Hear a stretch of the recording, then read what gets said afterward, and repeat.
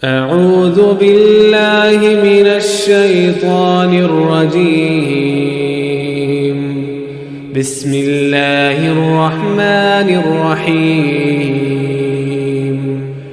حضرت نوح علیہ السلام کی قوم کے بعد سب سے پہلے جس قوم نے بت پرستی اختیار کی اس قوم کا نام تھا قوم عاد۔ قوم عاد پر اللہ تعالیٰ نے اپنا نبی بھیجا۔ اس نبی کا نام تھا حضرت ہود علیہ السلام۔ حضرت ہود علیہ السلام کا اپنا تعلق بھی قوم عاد ہی سے تھا۔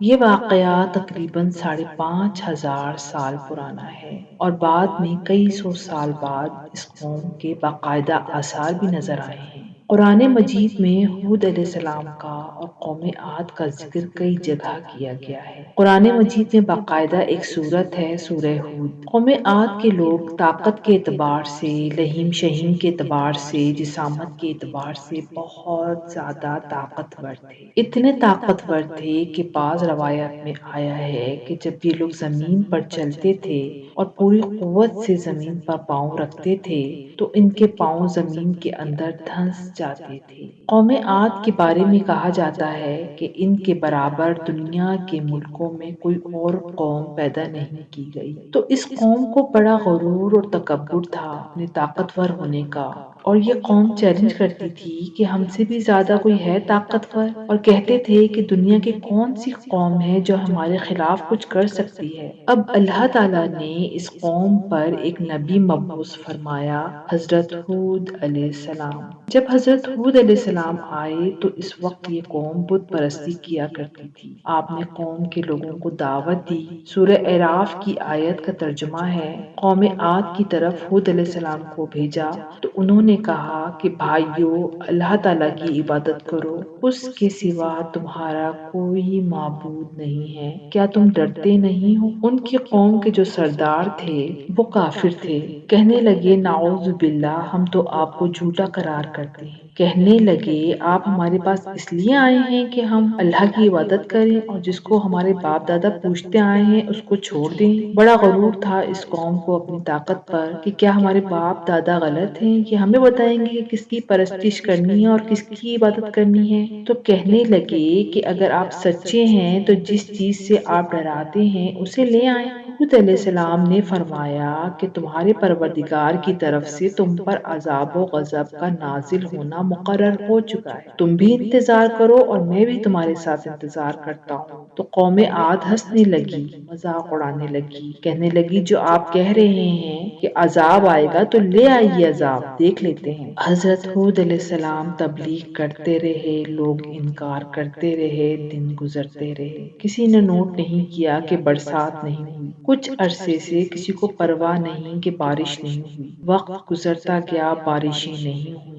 بارش نہ ہونے سے زمین بنجر ہونا شروع ہو گئی، جانور مرنا شروع ہو گئے، انسان پیاسے ہونے شروع ہو گئے۔ پینے کے پانی کی تلاش میں لوگوں کو دور دور کے سفر پر جانا پڑا۔ بارش نہ ہونے کی وجہ سے بچے اپنی ماؤں سے پانی مانگ رہے تھے اور پانی نہیں تھا۔ قوم کو بڑا غرور تھا، اب اپنی اوقات ان کو پتہ لگ رہی تھی۔ قوم کے کچھ لوگوں کو اس سنگین صورتحال کا احساس ہونے لگا کہ معاملہ کچھ خراب ہو رہا ہے، تو قوم کے سردار قوم والوں کو تسلی دینے لگے کہ کہیں ہود علیہ السلام کی باتوں کو نہ مان لیں۔ کچھ لوگ پریشان تھے، مضطرب تھے، کچھ لوگ پر امید تھے کہ چلو گزر جائے گا یہ معاملہ کچھ دنوں میں۔ کچھ دن یوں ہی گزرتے رہے، ہود علیہ السلام تبلیغ کرتے رہے اور قوم کے سردار لوگوں کو گمراہ کر رہے تھے کہ اچانک قوم کے لوگوں نے ایک بادل دیکھا جو وادیوں میں ان کی طرف آ رہا تھا۔ وہ قوم جو غمزدہ تھی اب خوش ہو گئی تھی، جو قوم ایک دوسرے سے مایوسی کی باتیں کر رہی تھی وہ قوم پر امید ہو گئی تھی۔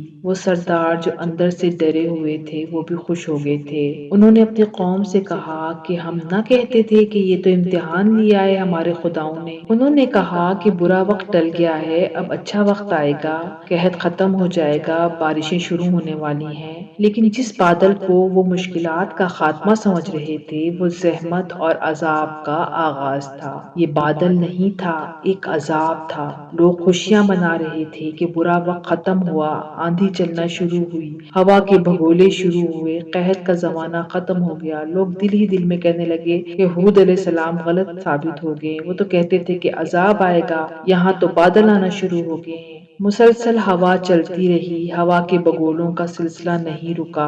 ان میں سے اب کچھ پریشان ہونا شروع ہو گئے۔ ہوا کے بگولے رکے نہیں تو اب تو سردار بھی پریشان ہونا شروع ہو گئے۔ اب وہ وہاں سے دوڑے، سب اپنے گھروں کی جانب دوڑے۔ ان سب کو لگا کہ باہر خطرہ ہے، گھروں میں امان ہے۔ کچھ لوگ غاروں کی طرف دوڑے، اس یقین کے ساتھ کہ یہ جو باہر تیز ہوا چل رہی ہے تھوڑی دیر میں ختم ہو جائے گی، گھروں میں تو نہیں آئے گی، غاروں میں تو نہیں آئے گی۔ اب ہوا کے بگولے جو رکنے کا نام نہیں لے رہے تھے، آندھی اتنی زیادہ تھی کہ اس میں ایک عام انسان اڑ رہا تھا۔ قرآن بتاتا ہے کہ یہ ہوا اور آندھی کا سلسلہ تقریباً 7 رات اور 8 دنوں تک چلتا رہا۔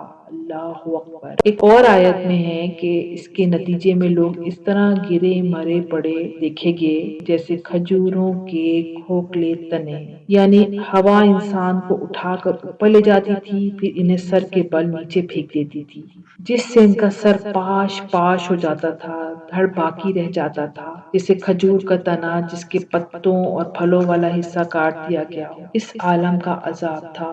یہ تھا قوم عاد کا معاملہ۔ قوم عاد تباہ اور برباد ہو گئی، اور نبی ہود علیہ السلام کے بارے میں فرمایا کہ ہم نے ہود علیہ السلام کو اور جو لوگ ان کے ساتھ تھے ان کو نجات بخش دی۔ آپ سب دوستوں سے گزارش کرتی ہوں کہ ابھی تک اگر آپ نے ہمارے اس چینل کو سبسکرائب نہیں کیا تو برائے مہربانی سبسکرائب کے بٹن پر کلک کر دیں اور ساتھ بنے بیل آئیکن کو بھی پریس کر دیں۔